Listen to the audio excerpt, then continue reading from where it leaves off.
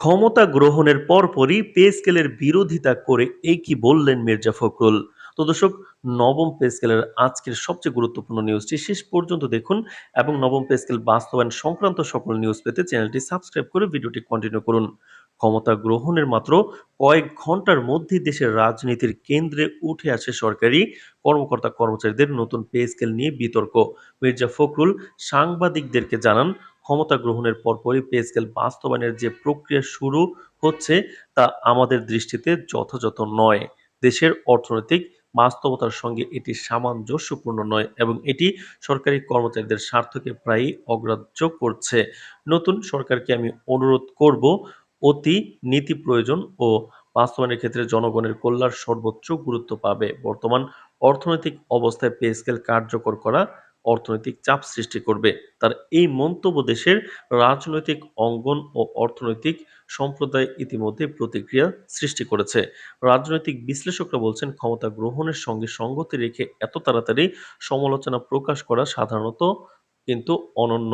এটি শুধু একটি রাজনৈতিক প্রতিক্রিয়া নয়, বরং একটি সুস্পষ্ট সংকেত যে বিএনপি আগামী সময়ে সরকারের পে স্কেল নীতির প্রতি বিশেষ নজর রাখবে।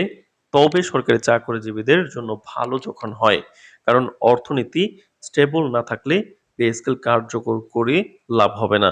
বিশেষজ্ঞরা মনে করেন এই সমালোচনা ক্ষমতার সঙ্গে সম্পর্কিত কৌশলগত রাজনৈতিক অবস্থানকে ফুটিয়ে তুলেছে। এদিকে ক্ষমতাসীন দলের পক্ষ থেকে জানানো হয়েছে, দেশের সকল সরকারি কর্মকর্তা কর্মচারীদের জন্য নতুন পে স্কেল বাস্তবায়িত হবে সময় মতো এবং এটি ন্যায্য ও সমানভাবে প্রযোজ্য হবে। সরকারের সংশ্লিষ্ট কর্মকর্তারা আশ্বাস দিয়েছেন, এই পে স্কেলের মাধ্যমে সরকারি চাকরির প্রতি আকর্ষণ বৃদ্ধি পাবে এবং কর্মক্ষেত্রে দক্ষতা ও প্রতিশ্রুতির মান উন্নয়ন ঘটবে।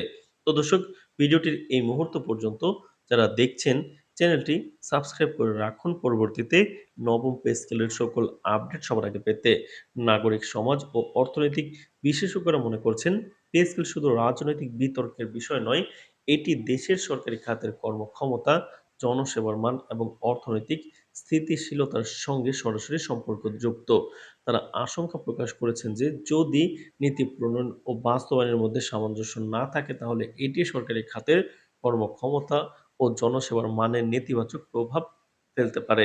অর্থনৈতিক বিশেষজ্ঞরা আরও জানাচ্ছেন, নতুন পে স্কেল কার্যকর হওয়ার ক্ষেত্রে স্বচ্ছতা, নিয়মিত পর্যবেক্ষণ এবং ন্যায্যতা বজায় রাখা অত্যন্ত গুরুত্বপূর্ণ। তারা মনে করছেন, দেশের অর্থনীতির দীর্ঘমেয়াদী স্থিতিশীলতার জন্য এই ধরনের পদক্ষেপের সঠিক বাস্তবায়ন প্রয়োজন। অন্যদিকে অর্থনৈতিক পর্যবেক্ষকরা মন্তব্য করেছেন, ক্ষমতা গ্রহণের পরপরই পে স্কেল নিয়ে সমালোচনা দেশের রাজনৈতিক অঙ্গনে উত্তেজনা বাড়তে পারে, যা ভবিষ্যতে সরকারের নীতি প্রণয়ন এবং রাজনৈতিক আলোচনা উভয়ের উপরই প্রভাব ফেলবে। প্রাপ্ত খবর অনুযায়ী সরকারি কর্মকর্তা কর্মচারীরা নতুন পে স্কেল বাস্তবায়নকে এক ধরনের আশা হিসেবে দেখছেন, যা তাদের চাকরিতে প্রফেশনাল উন্নয়নের সুযোগ তৈরি করবে। তবে রাজনৈতিক দলের তৎক্ষণাৎ সমালোচনা কর্মচারীদের মধ্যে সংশয় সৃষ্টি করেছে। দেশের নাগরিকরা এখন আগ্রহের সঙ্গে পর্যবেক্ষণ করছেন যে নতুন সরকার কতটা দ্রুত এবং কার্যকরভাবে এই বিতর্ক সমাধান করতে পারবে।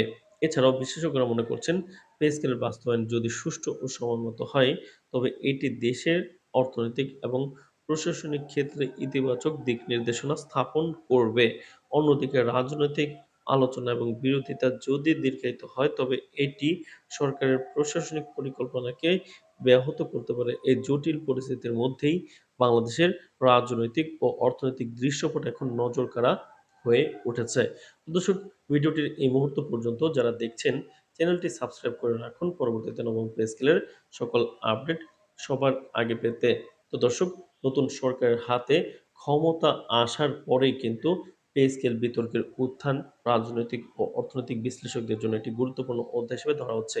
এটি শুধু একটি প্রশাসনিক বিষয় নয়, বরং দেশের নাগরিকদের জীবনে অর্থনৈতিক স্থিতিশীলতা এবং সরকারি কর্মচারীদের কল্যাণের সঙ্গে সরাসরি সম্পর্কিত। ফলে আগামী কয়েক সপ্তাহ ও মাসে পে স্কেল নিয়ে যে সমস্ত আলোচনা, মন্তব্য ও সিদ্ধান্ত আসবে, তা দেশের রাজনৈতিক ও প্রশাসনিক ভবিষ্যতের জন্য অত্যন্ত গুরুত্বপূর্ণ হয়ে উঠবে।